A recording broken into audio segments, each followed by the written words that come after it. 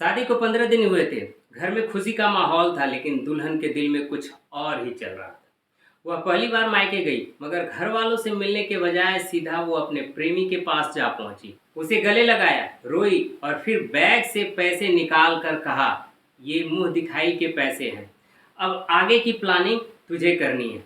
Plan था पति का कत्ल, करोड़ों की जायदाद और फिर प्रेमी से शादी। लेकिन वह भूल गई थी कि कत्ल कितनी भी चालाकी से किया जाए, सच एक दिन सामने आ ही जाता है। 7 किलोमीटर दूर खेतों में गूंजी थी गोली के धमाके, और फिर जो हुआ उसने सबको दहला दिया। नमस्कार दोस्तों, दिल से स्वागत है आपका एक और रोमांचक, रहस्यमयी और सच्ची क्राइम स्टोरी में। दोस्तों, इस वीडियो का उद्देश्य किसी की भावनाओं को ठेस पहुंचाना या किसी को परेशान करना नहीं, बल्कि आपको सच्चाई से रूबरू कराना। तो चलिए बिना देरी किए बढ़ते हैं कहानी की ओर। मामला उत्तर प्रदेश के औरैया जिले का था, जहां इस घटना ने सबको झकझोर कर रख दिया। हत्या की साजिश बेहद चालाकी से रची गई थी। एक रात दो बाइक सवार युवक एक हाइड्रा मशीन के ड्राइवर के पास जाते हैं और झूठ बोलते हैं कि उनकी कार पास की नहर में गिर गई है। वे ड्राइवर से मदद मांगते हैं और उसे भरोसा दिलाते हैं कि पहले लोकेशन देख कर आओ, फिर पैसे डिस्कस कर लेंगे। ड्राइवर उसकी साफ सुथरी बातों से प्रभावित हो जाता है और उसके साथ चल पड़ता है।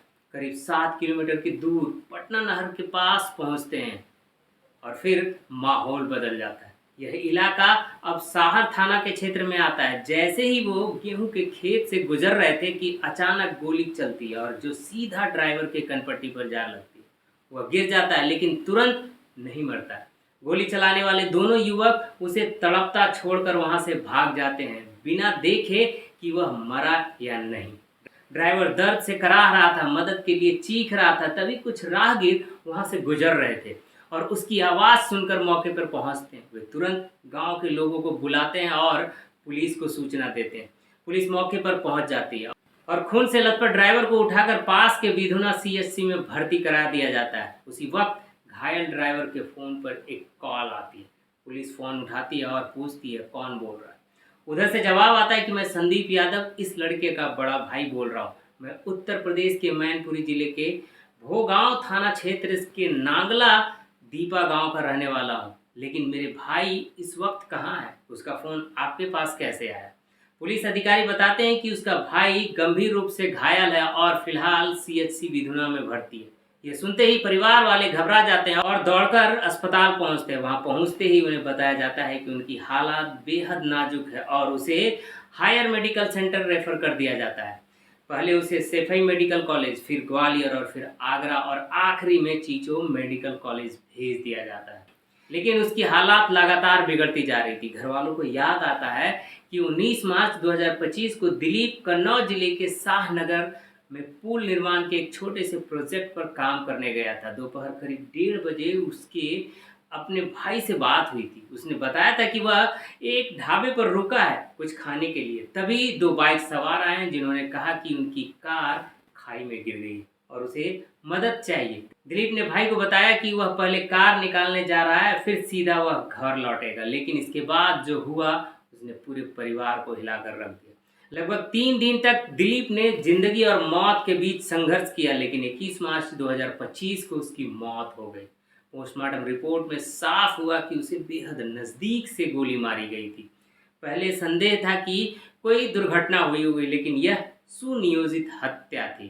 पुलिस मामले की तहकीकात में जुट जाती है और 7 किलोमीटर के दायरे में लगे सीसीटीवी कैमरों की जांच की जाती है। इसमें बाइक सवार दो युवक की पहचान होती है।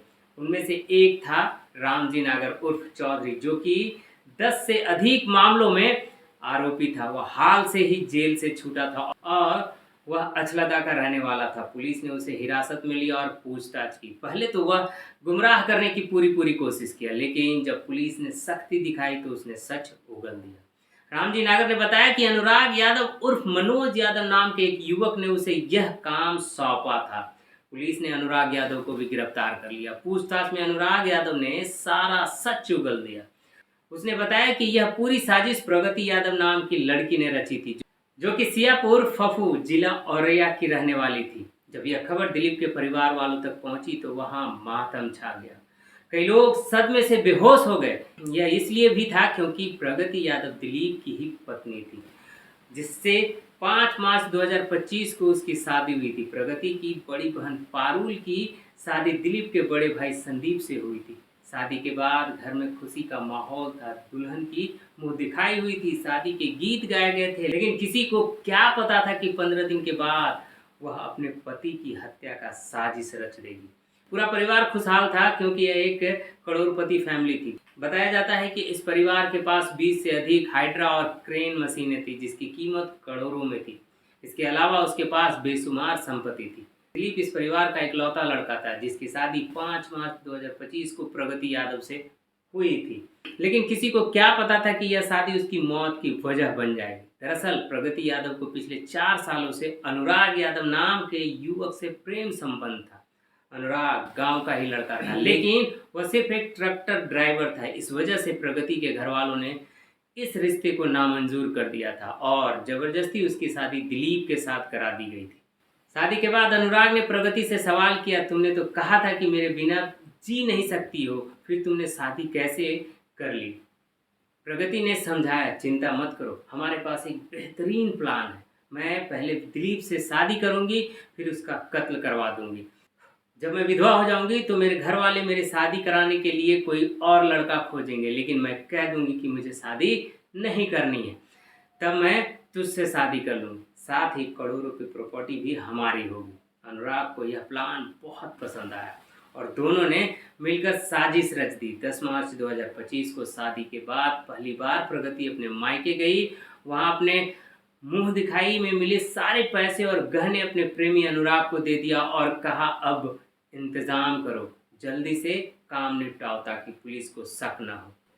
अनुराग ने हत्या के लिए एक पेशेवर शूटर की तलाश की। वह रामजी नागर उर्फ चौधरी के पास गया, जो कि 10 से अधिक मामलों में आरोपी और हिस्ट्री सीटर था। रामजी नागर हाल में ही जेल से छूटा था और हत्या के लिए तैयार था। हत्या की योजना बेहद शातिर तरीके से बनाई गई थी।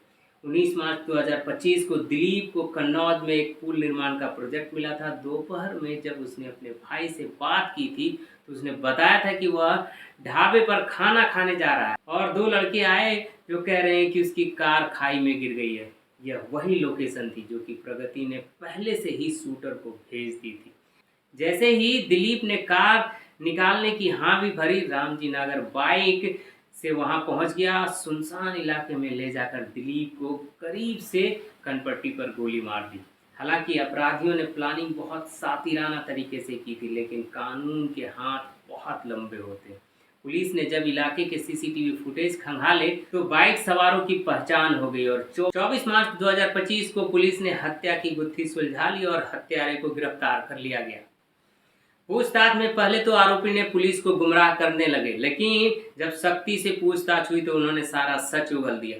पहले रामजी नागर पकड़ा गया, फिर उसके बयान के आधार पर अनुराग यादव गिरफ्तार हो गया। जब अनुराग से पूछताछ हुई तो उसने प्रगति यादव नाम की लड़की का नाम ले लिया। यह खबर जब दिलीप के परिवार वालों तक पहुंची तो घर में मातम पसर गया। कोई सोच भी नहीं सकता था कि जिस लड़की को दुल्हन बनाकर घर लाया गया वही उसकी मौत की वजह बनेगी। इस सनसनीखेज मर्डर केस ने पूरे देश का ध्यान खींच लिया। सोशल मीडिया पर इस घटना की तुलना मेरठ की मुस्कान रस्तोगी केस से की जाने लगी, जिसने अपने पति सौरभ राजपूत की हत्या कर उसके टुकड़े करके नीले ड्रम में भर दिए थे। लोग यह सोचकर सहम गए कि किससे शादी करें और किस पर भरोसा किया जाए।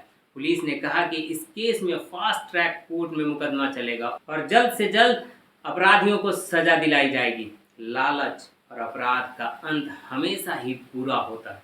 पुलिस ने साफ कह दिया कि जल्द ही सभी आरोपियों को कड़ी से कड़ी सजा दिलाई जाएगी ताकि भविष्य में कोई और ऐसा अपराध करने की हिम्मत न करे।